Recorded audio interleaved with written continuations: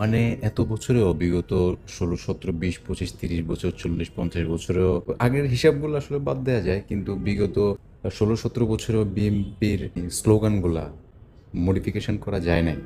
এই জিয়ার সৈনিকেরা এখন লড়াই করো, তারপরে হুঁশিয়ার সাবধান, এক জিয়া লোকান্তরে, ঘরে ঘরে লক্ষ্য জিয়া, জিয়া তোমার ভয় নাই।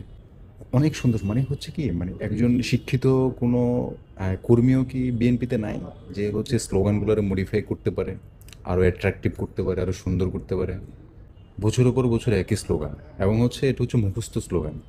আপনি দেখবেন, কাউন্ট করে দেখেন, প্রতি 100 জনের মধ্যে 90 জন কিন্তু রাজনীতি বোঝে না। রাজনীতি বোঝে না বলতে এনারা হচ্ছে হুজুগে নেতাদের পেছনে হচ্ছে মিছিল করে, এবং সামনের কাতারে থেকে হচ্ছে লাউডলি হচ্ছে স্পিক দেয়।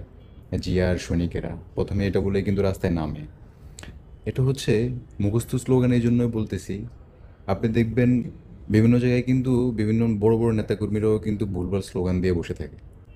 ভুলভাল স্লোগান দিয়ে, আপনি ওই যে কিছুদিন আগে নিপুণ রায়চৌধুরী আপনার স্লোগান দিয়েছিল, খালেদা জিয়ার চামচারা হুঁশিয়ার সাবধান। তো এটার কারণ হচ্ছে, ধরেন, এটা আপনার অন্তরে ধারণ করেন নাই, কখনোই করেন নাই। দেখেন, রাজনীতিতে আসলে সবাই বলে না, রাজনীতিতে আসছে এটা করেন সেটা করেন, এই করেন সেটা করেন, চাঁদাবাজি করেন, এ করেন সে করেন, টেন্ডারবাজি করেন। রাজনীতির কাজে হচ্ছে এগুলো। যারা বুঝে না তারা এগুলো নিয়ে, সাধারণ পিপল এগুলো নিয়ে কথা বলে।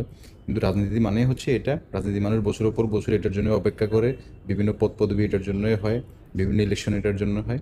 এটা সত্য। কিন্তু কেউ খেতে গিয়ে পুরো গায়ে মাখে, কেউ আসলে খায় বছরের পর বছর, কেউ জানে না।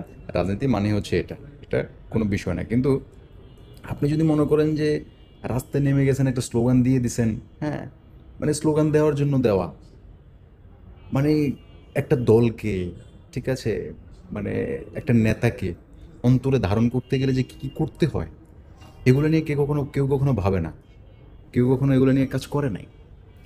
আপনি দেখেন, আমি খুব অবাক হই বিগত এত বছরে, মানে একটা দলের স্লোগান, একটা দলের লাইন, কিছু লাইনকে, হ্যাঁ, মোটো যেটাকে বলে আর কি, কেউ কখনো বদলায় না, চেঞ্জ করে না। মানে আমি বলতেছি না যে জিয়ার নাম পরিবর্তন করতে, মডিফিকেশন অনেক সুন্দর সুন্দর আমার কাছে আছে, আমি বলতে পারি।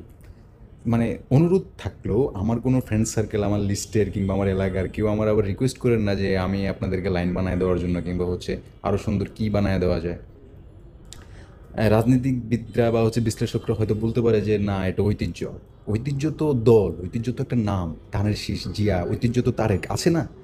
কিন্তু এই যে আপনি যে স্লোগান দিচ্ছেন, এই স্লোগান যেন মানুষ, মানে দূর থেকে কান দিয়ে শুনে যে কি বলতেছে, এত সুন্দর, এত কাব্যিক স্লোগান, এত সাহিত্যিক স্লোগান, এত সুন্দর কেন?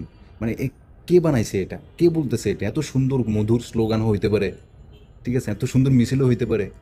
আর আপনাদেরকে কি কেউ দৌড়াচ্ছে, পেছনে কেউ যে ককটেল লাগাই দিছে যে এখন লড়াই করো, হ্যাঁ, এই চামচারা হুঁশিয়ার সাবধান? সবসময় এই মিছিলটা কেন করতে হবে? মানে এই মিছিলের সবসময়, এই মিছিলের মানেটা কি, অর্থটা কি? এইটাই কি সবসময়? যে আরেকটা মিছিল কিন্তু আসতেছে,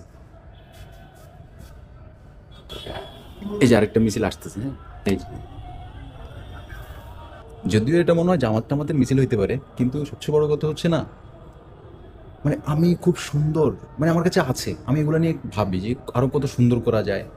হ্যাঁ, যেমন হচ্ছে আওয়ামী লীগের আমলে শেখ মুজিবের নিয়ে খুব সুন্দর স্লোগান, খুব সুন্দর মোটো, হ্যাঁ, এবং খুব সুন্দর মিছিলে ব্যবহার করার মতো, পাবলিসিটিতে, মাইকিংয়ে ব্যবহার করার মতো অনেক লাইন কিন্তু আমার কাছে ছিল।